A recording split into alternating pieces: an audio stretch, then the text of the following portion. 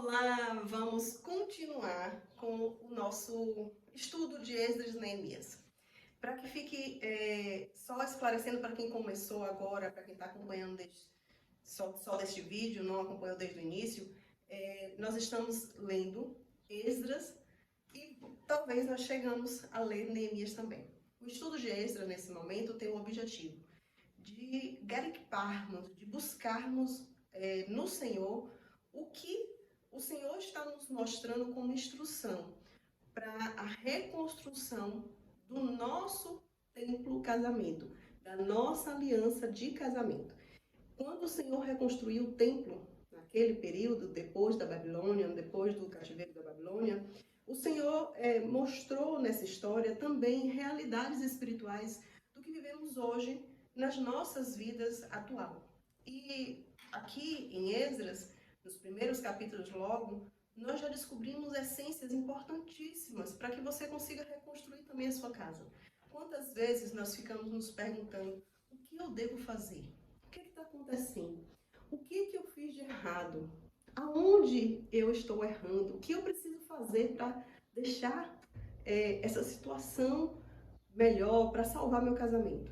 Então vamos lá, nós já lemos o capítulo 1, 2 e 3 e hoje pretendo ler o 4 e o 5 com vocês para acharmos nele instruções sobre a reconstrução. Porque quando o Senhor falou de reconstrução do templo, ele estava restabelecendo uma aliança com o seu povo, uma aliança resgatada. E esse resgate de aliança traz para nós também informações, instruções de resgate do nosso casamento.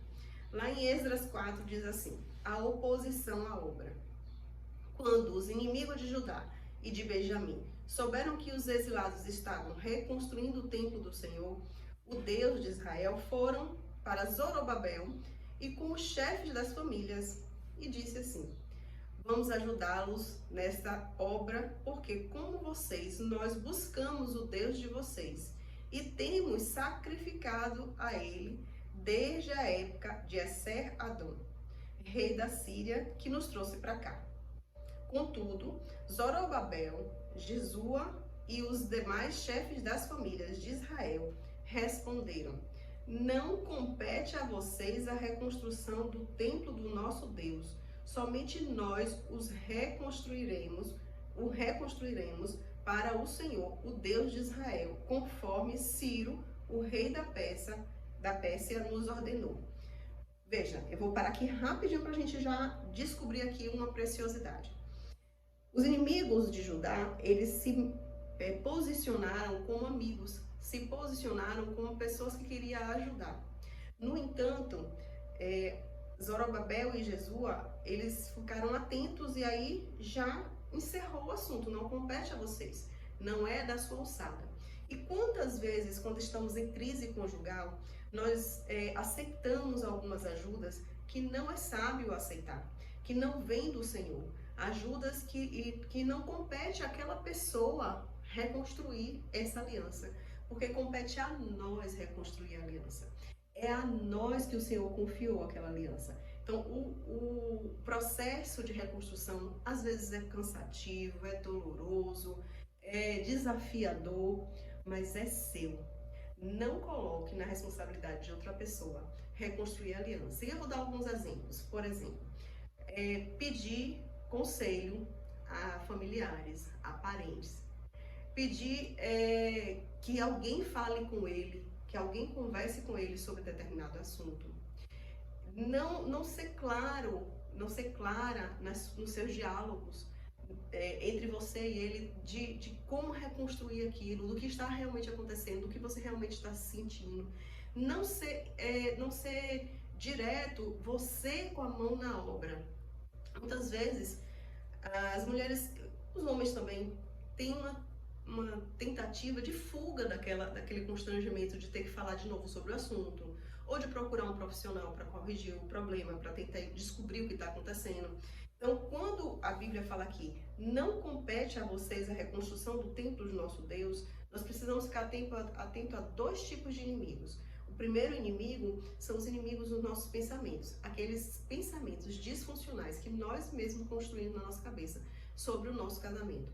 Pensamentos que vão nos levar a aumentar, dar mais complexidade àquilo que nós estamos vivendo, porque a gente traz, junto com esses pensamentos, também crenças, né? Crenças antigas, pensamentos de rejeição, idealizações sobre aquele assunto, deduções sobre aquele assunto, que nem sempre é a realidade, nem sempre é o fato que está acontecendo. Nós estamos colocando ali um túnel de emoções que piora a situação. Não compete a esses inimigos falarem sobre aquilo que nós estamos vivendo, porque a realidade que nós estamos vivendo pode ser uma, mas a realidade que Cristo fala sobre o casamento, que o Senhor já profetizou sobre o seu casamento na palavra de Deus, não é essa. E o outro inimigo são os inimigos físicos mesmo, pessoas que estão próximas a nós, mas que não têm nem autoridade, não faz parte do processo para estar se envolvendo, para você estar colocando essa competência sobre essa pessoa para ajudar nessa reconstrução. Então, a gente da região começou a desanimar o povo de Judá e a atemorizá-lo, para que não continuasse a construção. Pagaram alguns funcionários para que se opusessem ao povo e frustrassem o seu plano. E fizeram isso durante todo o reinado de Ciro, até o reinado de Dário, rei da Pérsia. Pense comigo, quantas vezes aquela pessoa que parecia que estava ajudando você a reconstruir seu casamento é a mesma pessoa que depois cria uma confusão, disse-me-disse, faz uma intriga, faz um mal-entendido que muitas vezes é muito sabido e piora a situação. Então, quando a Bíblia fala sobre esses inimigos, ele está falando desses dois aspectos, voltando para a sombra das nossas realidades espirituais, ele fala de dois aspectos. Ele está falando dos inimigos nossos internos e os inimigos externos, que não têm competência para se envolver com o momento de reconstrução. No início do reinado de Xerxes, apresentaram uma acusação contra o povo de Judá e de Jerusalém. E nos dias de Artaxerxes, rei da Pérsia, Bislão, Mitredade, Tabeel e o restante dos seus companheiros escreveram uma carta a Artaxerxes. A carta foi escrita em aramaico, com caracteres aramaicos. O comandante Reum e o secretário Cisai escreveram uma carta contra Jerusalém ao rei de Artaxerxes. O comandante Reum e o secretário Cisai e o restante de seus companheiros, os juízes e os oficiais de Trípoli, da Pérsia, de Ereque e da Babilônia, os elamitas e de Suzã e das outras nações que o grande e renomado Assurbanipal deportou e assentou na cidade de Samaria e em outros lugares a oeste do Eufrates, escreveram nos seguintes termos. Esta é uma cópia da carta que enviaram. Ao rei Artaxerxes, de seus servos que vivem a oeste do Eufrates. Informamos o rei que os judeus que chegaram a nós da tua parte vieram a Jerusalém e estão reconstruindo aquela cidade rebelde e má. Estão fazendo reparos nos muros e consertando os alicerces. Além disso, é preciso que o rei saiba que se essa cidade for reconstruída e os seus muros reparados, não mais se pagarão impostos, tributos ou taxas, e as rendas do rei sofrerão prejuízo. Agora, visto que estamos a serviço do palácio e não nos é conveniente ver a desonra do rei, nós lhe enviamos estas mensagens ao rei, a fim de que se faça uma pesquisa nos arquivos dos seus antecessores. Nestes arquivos, o rei descobrirá e saberá que essa cidade é uma cidade rebelde, problemática para reis e províncias, um lugar de revoltas desde épocas antigas, motivo pelo qual foi destruído. Informamos ao rei que se essa cidade for reconstruída, os seus muros reparados, nada lhe sobrará a oeste do Eufrates. Essa carta fala duas coisas para a gente. Uma, sobre quantos levantes, quantas pessoas podem se levantar contra o resgate do seu casamento. Pessoas que, na verdade, estão enxergando um lado da circunstância que muitas vezes é de sofrimento. Foi algo que deu errado, foi uma discussão muito feia, ou foi uma traição, ou foi uma falência. E vão dizer, a frase que mais se ouve é: você não precisa viver assim, você não precisa se rebaixar, você não precisa se humilhar. E, de fato, em algumas situações, você realmente não precisa. Você realmente não tem que se submeter a coisas que não vêm do Senhor. Mas, se o seu casamento, você sabe que vem do Senhor, muitas pessoas que vão se levantar com cartas de blasfêmia, com acusações, verdade, são pessoas que estão sendo enviadas para desfazer os alicerces que já estão começando a ser reconstruídos. Aquele amor que você está querendo resgatar, aquele sentimento que você ainda quer reacender. E quando isso vai acontecendo, essas falácias vão vindo no seu ouvido, vai criando um outro tipo de blasfêmia dentro de você, um outro tipo de mentira dentro de você, que é o que deu errado antes. Porque um casamento não entra em crise porque está dando tudo certo. Não estava errado. Deu errado de alguma forma, tinha coisa errada. E a gente está, tudo bem, a gente está vendo que está errado, a gente quer reconstruir, a gente quer modificar. Então, quando um tipo de mentira se levanta, outros tipos de mentira ganham força.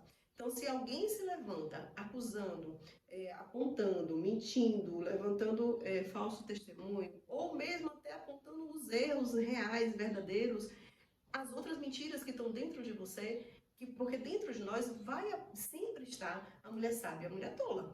E se a mulher sábia começa a ouvir a mulher tola falando o tempo todo e ainda respaldado com aquilo que está ouvindo, de pessoas que estão levantando testemunho contra o seu casamento, como é que a mulher sábia vai realmente ter forças para reconstruir? Como é que ela vai realmente colocar aquilo que o Senhor está querendo resgatar dentro dela para a existência, tornar a existência aquilo? Então, existem duas mentiras que se levantam nesse caso. Tanto da mesma forma que são dois inimigos que se levantam, os inimigos internos e os externos. Em relação às mentiras que esses inimigos levantam, existem mentiras que são internas e existem mentiras que são externas. As externas fortalecem aquelas que já estão doídas, aquelas feridas que estão abertas, aquelas frases que foram ouvidas que machucou muito, aquela realidade que você viu acontecer de briga, de discussão dentro de casa, de tristeza, de esfriamento, e aí você perde as forças para continuar reconstruindo o templo. O rei enviou-lhes a seguinte resposta: ao comandante Reum, ao secretário Sinzai e aos seus demais companheiros que vivem em Samaria e em outras partes a oeste do Eufrates, saudação de paz. A carta que vocês nos enviaram foi traduzida, veja que eles estavam falando uma língua e o rei falava em outra língua, e lida na minha presença. Sob minhas ordens fez-se uma pesquisa e descobriu-se que esta cidade tem uma longa história de rebeldia contra os reis e que tem sido um lugar de rebeliões e revoltas. Jerusalém teve reis poderosos que governaram toda a região a oeste do Eufrates, os quais pagaram impostos, tributos e taxas. Ordene agora a estes homens que parem a obra para que essa cidade não seja reconstruída, enquanto eu não mandar. Tenham cuidado, não sejam negligentes nesse assunto para que os interesses reais não sofram prejuízos. Lida a cópia da carta do rei Artaxerxes para Reum, para o secretário Cisai e para os seus companheiros. Eles foram depressa a Jerusalém e foram aos judeus para parar a obra. Assim, a obra do templo de Deus em Jerusalém foi interrompida e ficou parada até o segundo ano do reinado de Dário, rei da Pérsia. Aqui a gente já vê que, de fato, as mentiras e as calúnias se fortaleceram, se apoiaram em algo que era real, porque antes existiu momentos em que houve registros nos arquivos reais sobre uma dificuldade de pagar tributos, sobre momentos em que Jerusalém foi rebelde ao rei da época, e apoiado nisso, o povo teve que parar a reconstrução. Então, vejam o quanto que nas nossas realidades isso acontece normalmente, né? Em outras situações diversas, né? Em situações do dia a dia, mas muitas vezes a gente se vê nessa situação que é uma sombra da realidade, como eu falo, né? Um comparativo. O povo aqui teve uma calúnia que se levantou contra ele, teve uma carta enviada ao rei e os interesses desse rei, que no momento era os impostos, os interesses não iam ser alcançados conforme a visão desse rei, e aí ele fez interromper. E eu voltando para a nossa realidade espiritual, veja como a gente vê isso aqui. Quando a gente coloca essas calúnias na mesa, quando a gente coloca essas visões de sofrimento, de coisas do passado que a gente viveu na mesa, e a gente vai se debruçar sobre isso, nós vamos olhar para isso como algo que não é do nosso interesse. E se a gente colocar o nosso reinado, quando eu falo nosso reinado, estou me referindo aos nossos interesses pessoais. Quando a gente coloca só os nossos interesses pessoais, sem levar em consideração o interesse do Senhor, sem fazer uma pesquisa sobre a ordem do rei, nós vamos colocar realmente aquilo ali como algo que é impeditivo de restaurar a nossa aliança, de restaurar o nosso relacionamento. Nós vamos enxergar aquilo como algo que não é do nosso interesse e que a gente não vai investir esforços para aquilo. Não vai investir nosso tempo, nossos esforços para aquilo. Mas quando a gente aquieta a nossa alma, cala as vozes dessas mentiras, tira da mesa, tira o nosso olhar desses lugares, o nosso olhar dessas dores do passado, do que aconteceu no passado, e enxerga um futuro que está escrito na palavra sobre o nosso casamento. Nós podemos sim entender e revitalizar nossas forças para seguir com a reconstrução. A reconstrução, quando eu falo reconstrução de um casamento, eu estou me referindo à reconstrução de uma aliança real do Senhor na nossa vida. Não é apenas colocar homem e mulher debaixo do mesmo teto. Isso é apenas alimentar o nosso ego, alimentar a nossa vaidade de dizer, eu consegui convencer ele de voltar para casa, eu consegui superar a traição, porque eu ganhei, é como se fosse uma competição, eu ganhei e eu fiquei com ele. Só que se dali em diante não tiver uma reconstrução real de adoração do templo, que é o que eles estavam fazendo, não tiver uma reconstrução real de um casamento que é da aliança do Senhor, não faz sentido você só estar sendo um desses reis aqui que está fazendo a própria vontade, que está alimentando o próprio ego. Então, o capítulo 4 fala muito dos inimigos que se levantam, e vão acontecer inimigos se levantando contra a reconstrução do seu casamento, e muitas vezes com conversas bem bonitas, muitas vezes se fazendo de amigos, muitas vezes se colocando como ajudadores, e na verdade são pessoas que estão querendo impedir a reconstrução do templo. Já no capítulo 5, para a gente continuar a nossa leitura, a gente vai ter a carta de Tatenai a Dário. Parece que essa carta não tem muito para falar para a gente, mas a gente vai buscar lá, a gente vai encontrar coisas do Senhor aqui, preciosidades que sempre acontecem, né? O Senhor sempre tem uma pérola escondida aqui em algum versículo. Ora, o profeta Ageu e o profeta Zacarias, descendente de Ido, profetizaram aos judeus de Judá e de Jerusalém em nome do Deus de Israel, que estava sobre eles. Então Zorobabel, filho de Sealtiel, e Jesua, filho de Josadaque, começaram a reconstruir o templo de Deus em Jerusalém.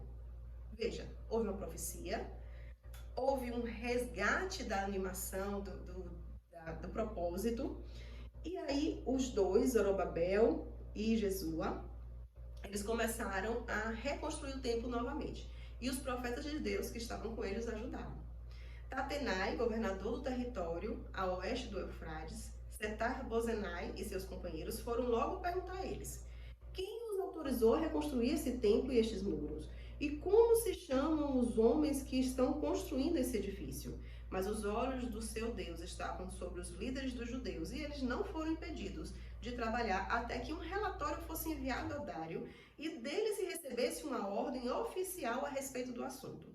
Esta é uma cópia da carta de que Tatenai, governador do território situado a oeste do Eufrates, Setar-Bozenai e seus companheiros, os oficiais do oeste do Eufrates, enviaram ao rei Dário. O relatório que lhe enviaram dizia o seguinte: ao rei Dário, paz e prosperidade.